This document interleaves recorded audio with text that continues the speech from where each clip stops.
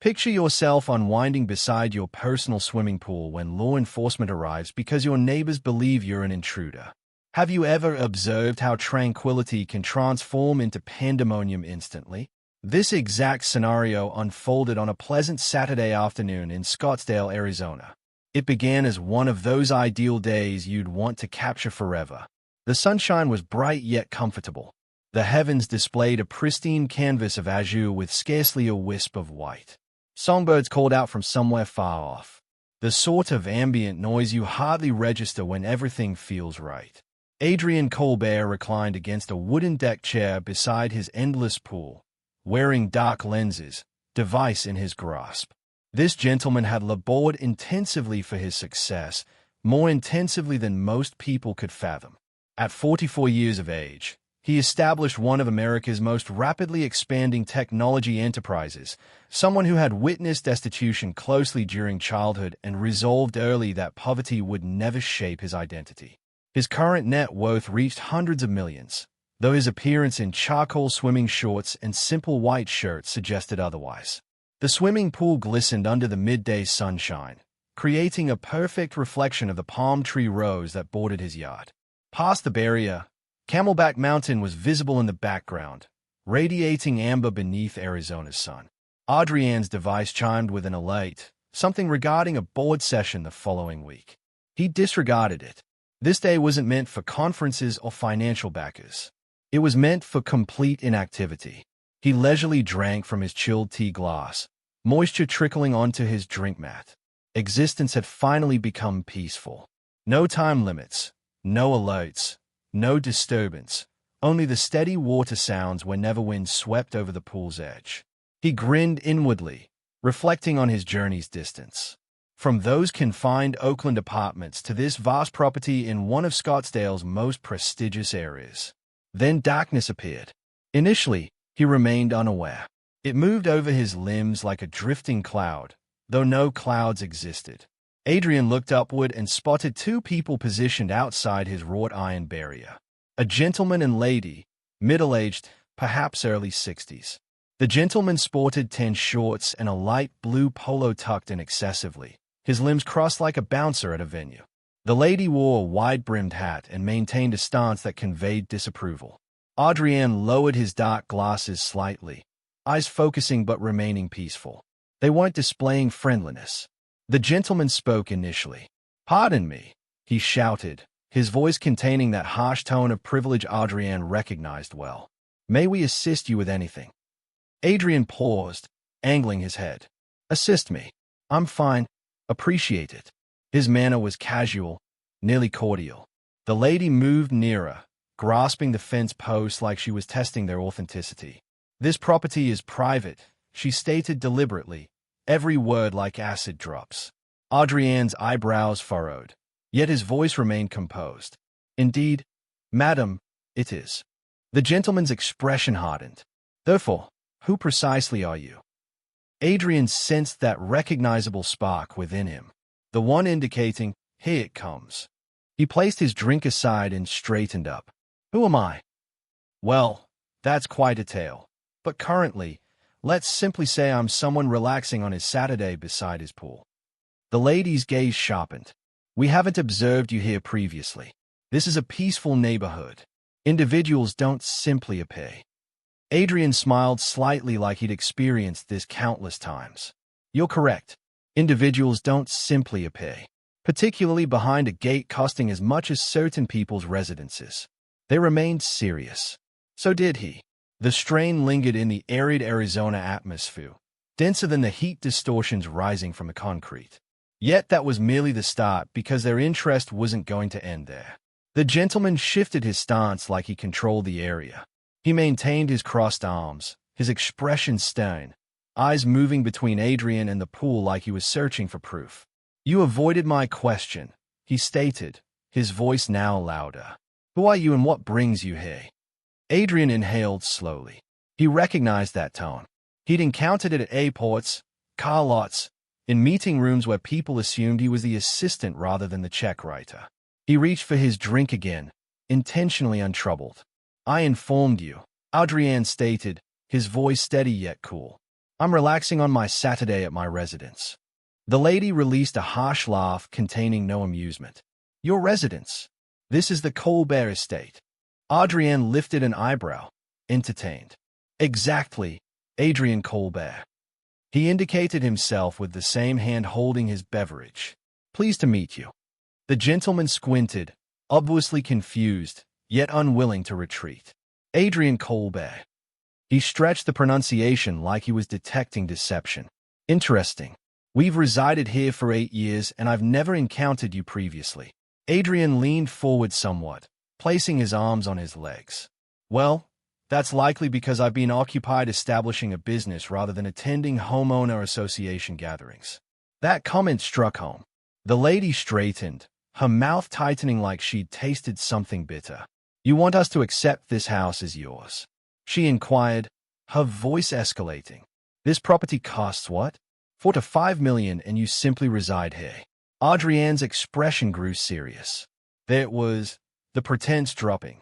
The skepticism in her tone spoke louder than her statements. Yes, he replied bluntly. I reside here. The gentleman sneered. Sure, right. So, what's your evidence? Adrian chuckled quietly. Evidence? You're requesting evidence?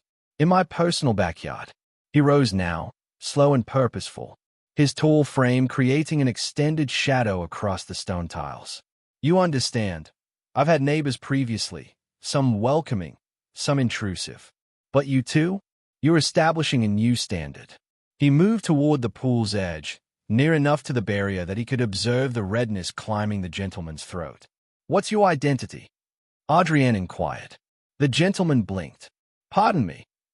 Your identity? Adrienne repeated calmly. You approach my home asking questions.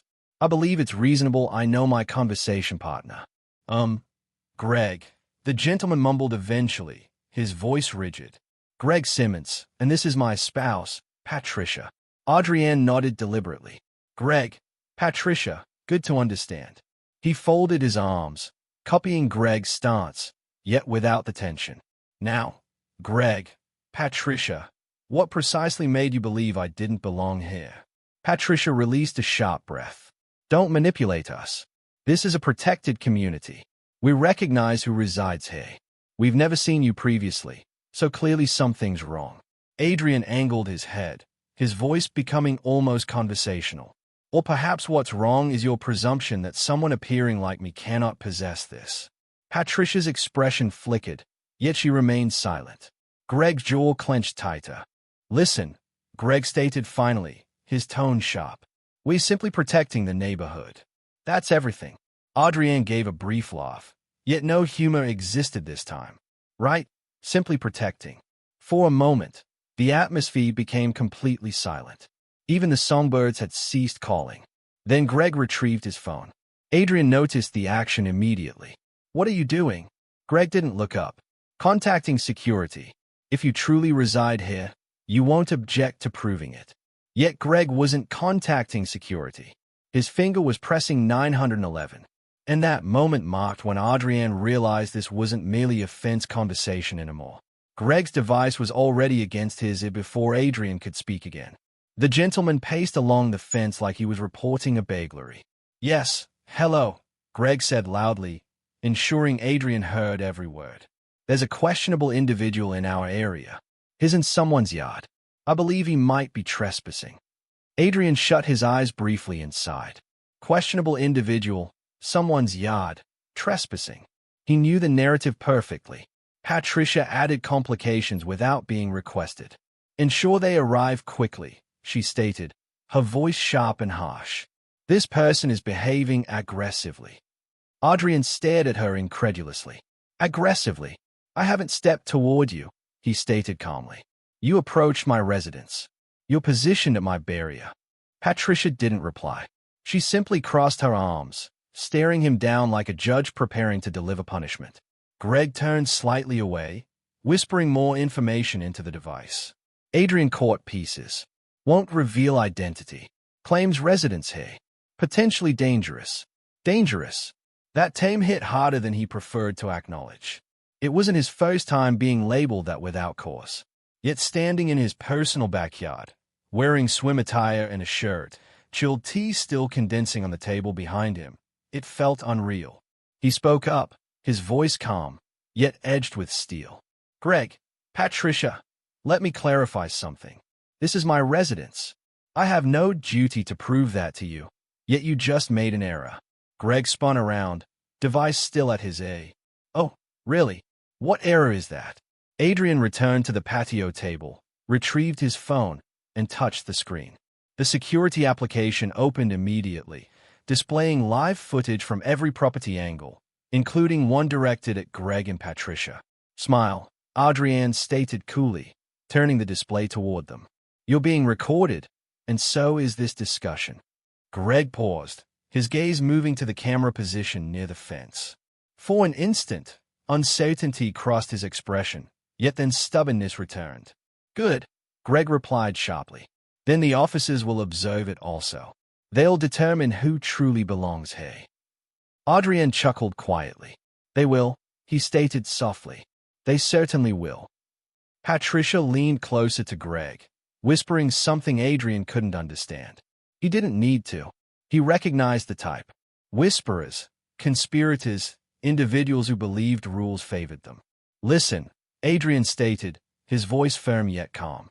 "You have approximately 10 seconds to end that call before you do something you'll truly regret." Greg laughed. It was brief and harsh, the type of laugh intended to intimidate. "What will you do? Threaten us?" Adrian stepped closer to the barrier, his gaze meeting Greg's. "No, I don't issue threats. I make calls. And believe me, mine carries significantly more influence than yours." Greg's smirk weakened, yet he didn't hang up. Adrian heard the dispatcher on the line requesting more information. "Yeah," Greg stated quickly. His tall, mid-40s, approximately 6 feet, dark complexion, athletic frame, wearing a white shirt, gray shorts. "He appears like he doesn't belong." There it was. He appears like he doesn't belong. The word struck harder than any insult. Adrian's expression tightened, yet his voice stayed level. "Patricia," Adrian stated, shifting his attention to her. "You have children, correct?" Her eyes widened. "What does that relate to anything?" "Everything," Adrian responded. "Because someday they might be somewhere they worked hard to earn, and someone like you might approach and decide they don't belong either." For the first time, Patricia's expression cracked. Just a flicker. Yet Greg, he was too committed. "Officers on their way," Greg shouted. "You better have identification ready." Adrian slipped his hands into his pockets, calm as always. "Oh, don't worry," he stated softly. "I'll be prepared." Yet Adrian wasn't planning to merely show identification. He had something else planned. Something that would make Greg and Patricia wish they departed while they could. The atmosphere in Adrian's yard felt thicker now. Greg had finished the emergency call and returned his device to his pocket like he'd just managed a national crisis. Patricia stood rigid as a pillar, her sun hat angling slightly, as if even it wanted to flee this situation.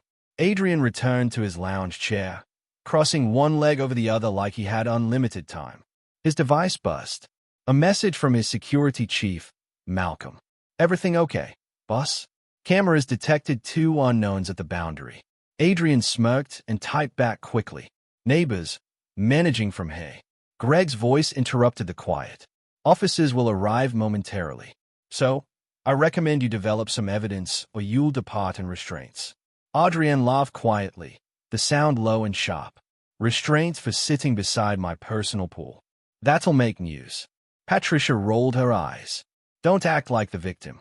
If you truly possess this place, this could have concluded 5 minutes ago."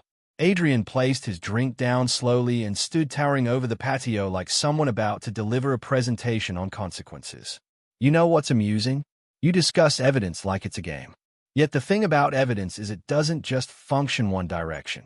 Greg frowned, his forehead wrinkling like crumpled paper. "What's that mean?" Adrian raised his device, opening the application again. He touched the microphone symbol. "Activate audio recording. Send live transmission to legal advisor." A mechanical voice responded through the speakers.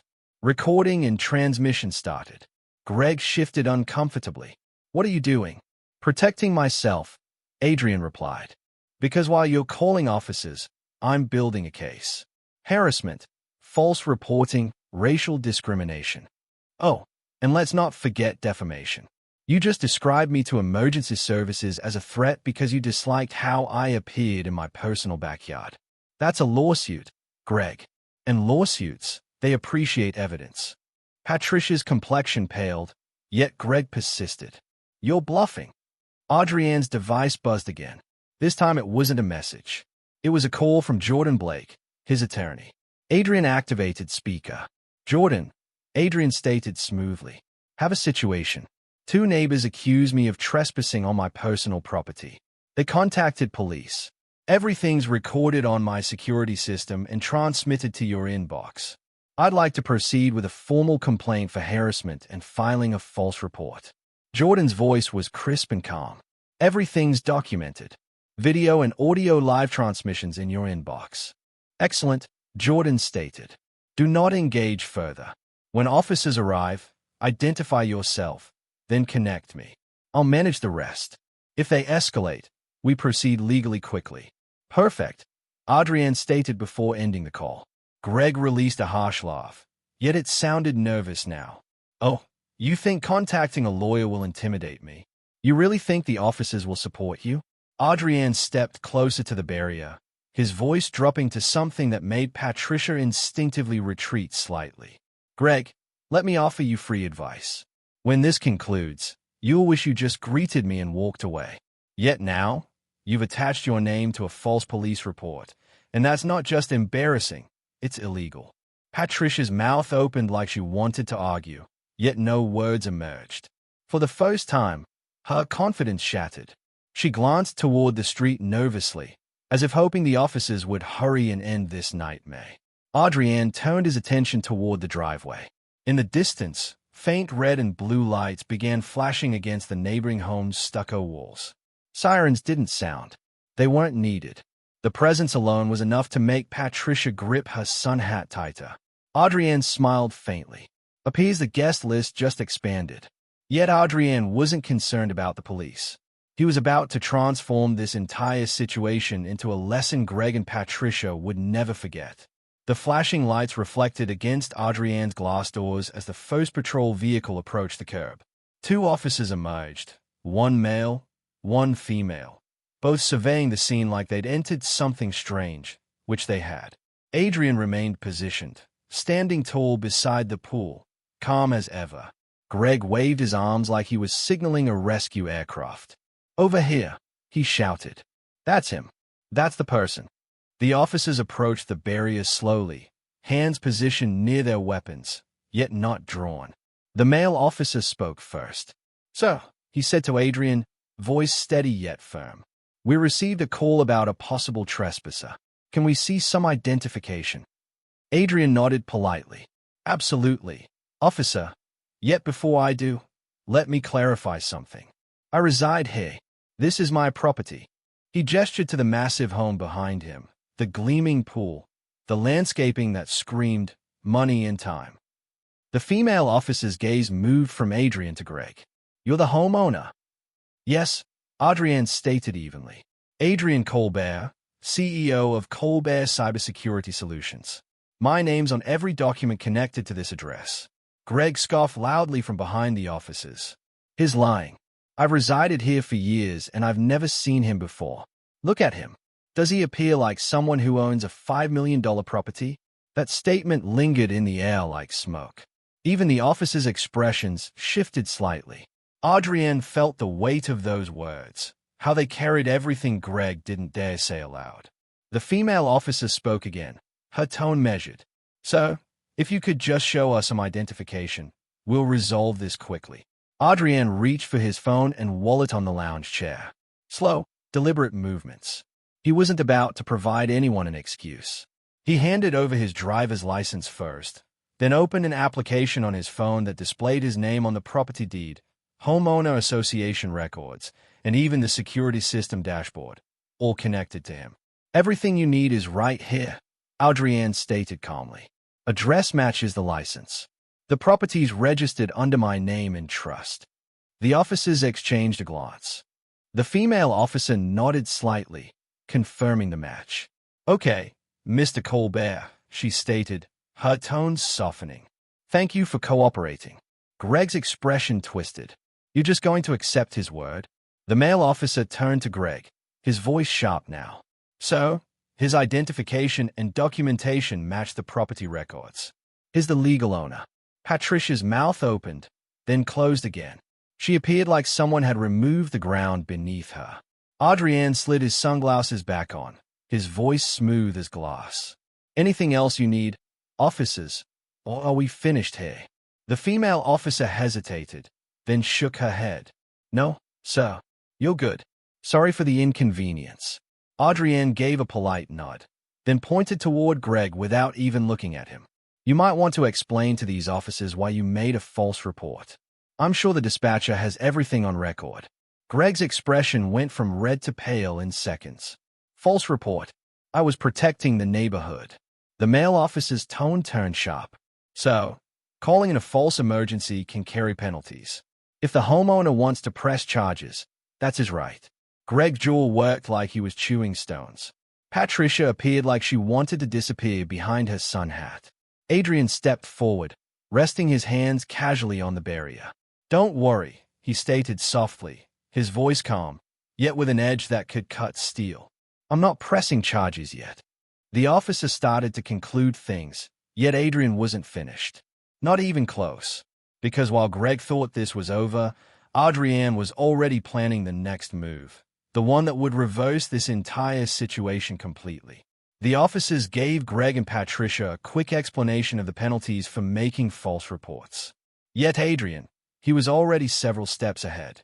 This wasn't going to end with a warning. Not after what they'd done. "Officers," Adrien stated calmly, sliding his phone from his pocket. "Before you leave, I'd like you to witness something, just for the record." The female officer raised an eyebrow. "What's that, sir?" Adrien touched the screen and put the phone on speaker. The call rang twice before a voice answered, sharp and professional. "Jordan Blake," the voice stated. "Jordan," Adrien replied, his tone smooth. "You're live on speaker. 2 officers are here with me. My neighbors, Greg Simmons and Patricia Simmons, just accused me of trespassing on my own property and called the police.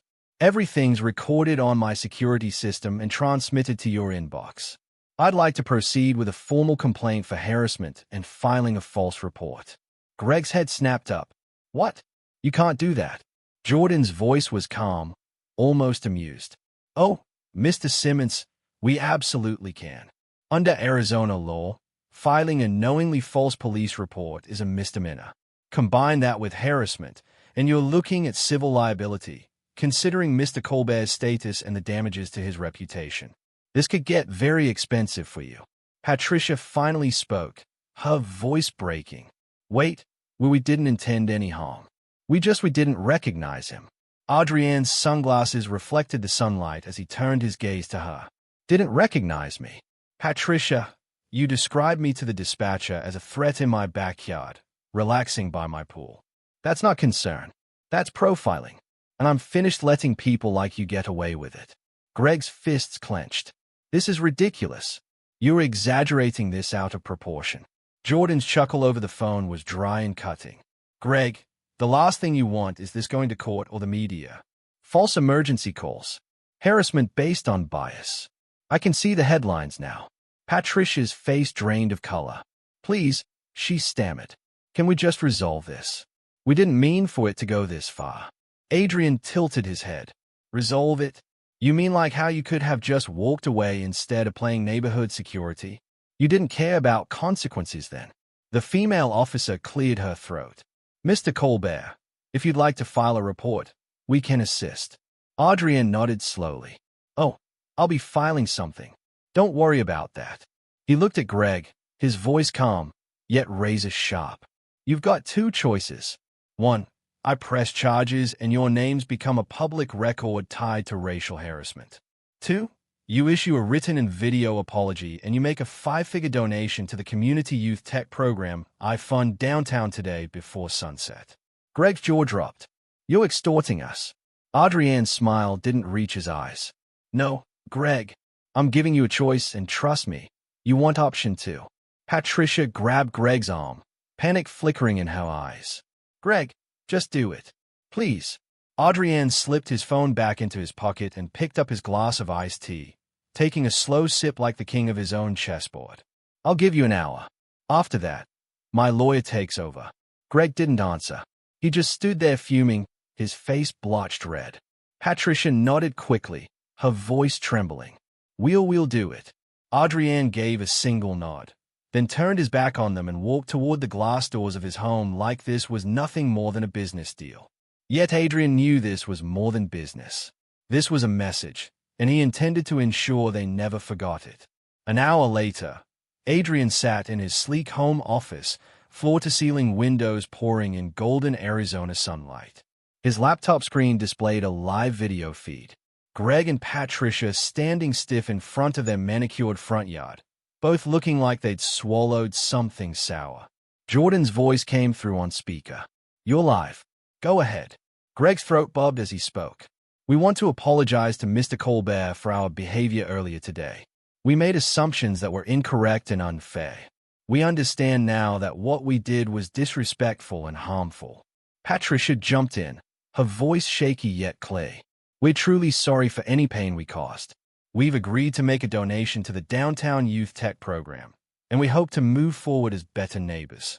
Adrian leaned back in his leather chair, arms crossed, expression unreadable. When they finished, he paused for a long moment before replying.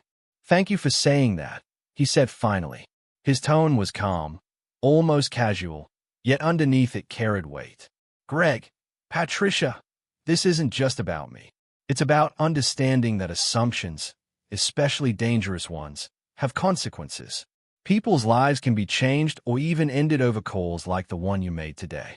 So, next time, before you judge someone for where they are, ask yourself why you're really doing it." Greg nodded stiffly. Patricia muttered something that sounded like agreement. Adrian ended the call without another word.